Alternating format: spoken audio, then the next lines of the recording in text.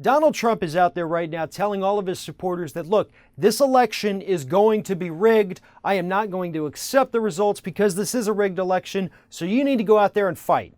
Well, Donald Trump is 100% right. This election is being rigged. It's just not being rigged in the way that he thinks it is.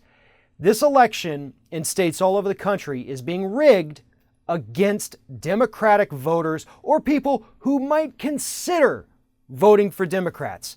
Earlier this week, Ari Berman at The Nation reported the fact that in Green Bay, Wisconsin, the director of voting there decided to not open a second early voting station near a college because college kids tend to vote for Democrats over Republicans. The woman who made this decision was a Republican and didn't want to increase the Democratic turnout by allowing these kids to go vote for president for the first time in many of their lives. So yeah, that's rigging an election. Look what's happened in North Carolina. Heavily Democratic areas have been reduced to only one polling station when usually they have several. And in fact, the Republicans in charge of the state have told these single polling stations to only remain open for the minimal hours legally required by law in order to suppress early voting, which again heavily favors Democratic candidates. Same thing's happening in Ohio. Same thing's happening in Florida, if not for a court order forcing them to turn back these rules. This is happening everywhere. This election is being rigged, but it's being rigged by the Republicans. They're trying to take away your right to vote just because of the people you vote for, just because of the color of your skin, just because of your age.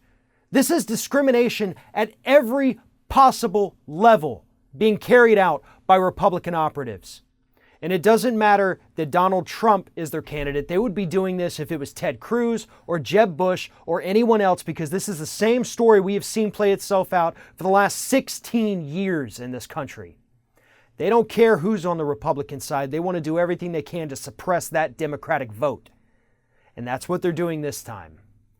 So my advice to anyone out there living in these states, Ohio, Wisconsin, Florida, North Carolina, Texas, Pennsylvania, anywhere where voter suppression could take place, find the number, the telephone number of election protection hotlines and keep it on your phone ready to dial when you go to that polling station, whether it's early voting or on November 8th. You make sure that you have that phone number handy and you call it the second you experience any form of suppression, any form of intimidation, to make sure that we correct these problems as they come up and prove to Republicans that no matter what they do, they are not going to suppress Democratic voters.